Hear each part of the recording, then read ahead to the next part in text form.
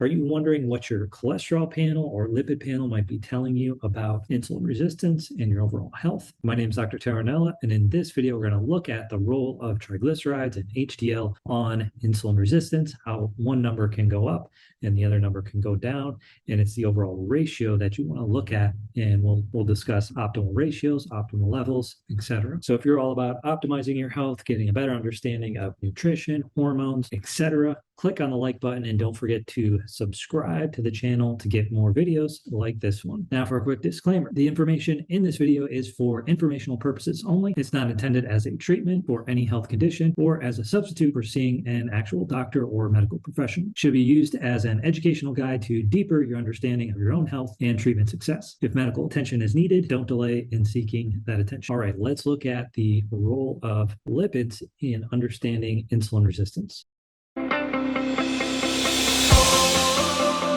So in this shorter video, we're going to look at how to detect diabetes at an early stage through analysis of your lipid panel or your cholesterol testing. So cholesterol numbers can sometimes give us a clear indicator that you have insulin resistance and sometimes can be a little hazy. Specifically, we want to look at the triglycerides and HDL for this particular analysis. Now, all the numbers need to be taken into consideration, especially your LDL when you're looking at cardiovascular risk. But when it comes to insulin resistance, looking at the triglyceride to HDL ratio can be very helpful, and the individual numbers can as well. So for triglycerides, you want to have a number less than 100 or less than 150. Anything above that is definitely indicating some insulin resistance. So if you're less than 100, probably no problem. If you're less than 150, depending on what the HDL, there may be a problem. The HDL is also known as your good cholesterol, and you want that to be above 40 for a male, above 45 for a female. But it's really the ratio between the two that you want to have optimized. And ideally, you'd have